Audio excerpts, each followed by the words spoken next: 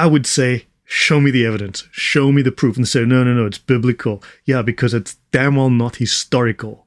It's about it's about as historical as the Islamic standard narrative. Which, by the way, I've just heard there's someone who, apparently there's someone on channels that is now going against the idea that the sin is false. But I've just heard that, but we'll talk about that again. Which at first, sullied and distorted by illiterate men of indifferent character, was afterwards. So he's claiming that Christianity was at first smeared, was at first distorted by illiterate men of indifferent character. This would obviously be a smear towards, and we have to say this, the Catholics, right? And was afterwards flagitiously, never heard that word, mangled and almost destroyed by the Roman pontiff and his faction. So he's saying that the Catholics destroyed the Christian church. They destroyed Christian doctrine, and he has revived correct Christian doctrine. And that's from the lawyer John Calvin in 1539. Now, Protestant reform, I love this word reform. It's a very political word. Protestant reform was not merely a response to abuses in the church, although this is put forward as the putative excuse. While there were abuses in the church, we had to fix it. It's like saying, hey, this guy was abusing his daughter, and we just wanted to reform that. We wanted to end that. Okay, so the practice gets ended, but now they say, hold on, but here's the thing. We have to ship you off to Guantanamo Bay. Then we're going to send you to Siberia. Then we're going to burn your house down. Then we're going to shoot your dog. Then we're going to delete all your records from, and then that you never existed. And then we're going to smear you in the media. It's like, okay, well, I thought it was just reform, but now you want to burn the whole house down, right? So Protestant reform is not just a response to abuses in the church, and there were abuses in the church, certainly. Now, understand that abuse of church doctrine is not church doctrine. The breaking of doctrine is not the practice of doctrine. If you look at Islam, diddling little kiddies is doctrine. It's legal. If a Christian does that, that is not Christian doctrine. That is both a sin and a violation of the law. So, understand. So this, let me just shut my phone off from making a noise. All right. But Protestantism really is a complete rejection of Catholic faith and Catholic practice. It was a revolution. It was a method of pushing Catholicism completely out of the religious mainstream and replacing it with new doctrines after 1500 words. Yeah, I'm a man, but I reformed my body and now I'm a woman. Yeah, you reformed your mind, rather. So yeah. Now, Sadoleta's letter is notable historically in that it frankly acknowledges the abuses and corruption most frequently attacked by Protestants and other reformers. He admitted, yes, the Catholic Church, or people within the Catholic Church, had done wrong. So he argued, nevertheless, that authentic Christian faith was still best sought under the cloak of the Holy Mother Church. So that was Sadoleta's letter. Now, there's a reason that Calvinism was once called Islamo-Calvinism, or Calvino-Islamism, or Calvino-Turkism. Yeah, I've got a couple of typos, Andrew. So just so Calvin's Calvinism. This is a book by translated by Henry Cole, and it's apparently these are the words and the works of John Calvin. This is consisting chiefly of God's eternal predestination and God's secret providence. God has a secret will. You see, God has a secret will, because when it violates the will of God, when Calvin's words violate the will of God that you know, that's because you don't know the secret will of God. Got you there.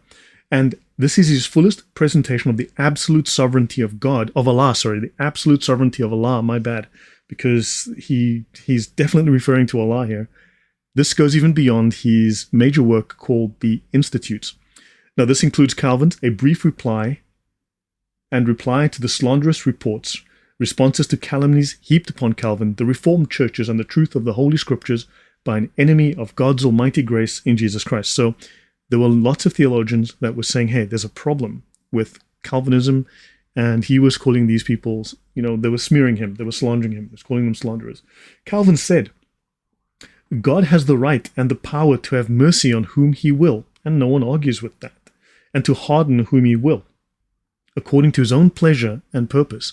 And he calls himself an apostle, and he says, the apostle therefore maintains that the right of hardening and of showing mercy is in the power of God alone, and that no law can be imposed on Allah as a rule for his works, because no law or rule can be thought of better, greater, or more just than Allah's own will.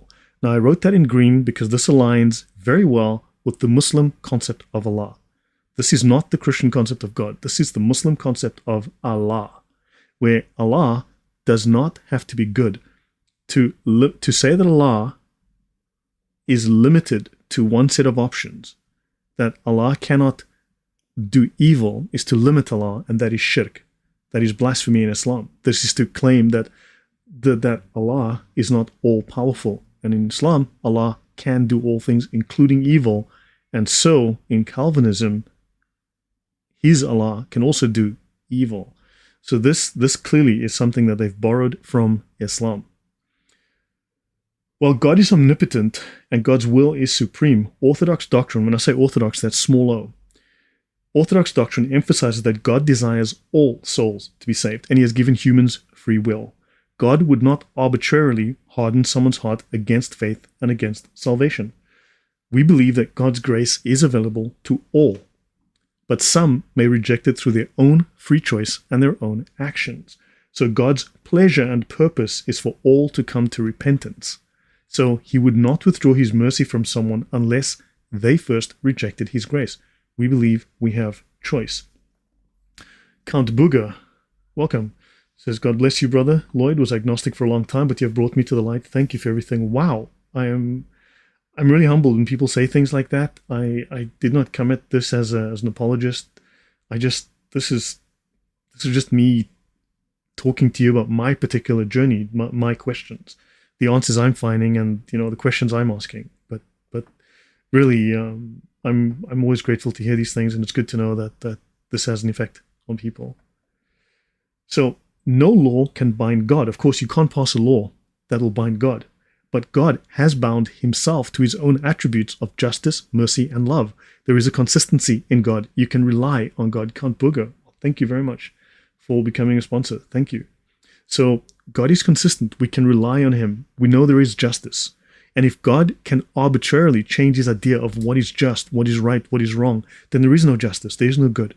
Then God becomes completely arbitrary and schizophrenic.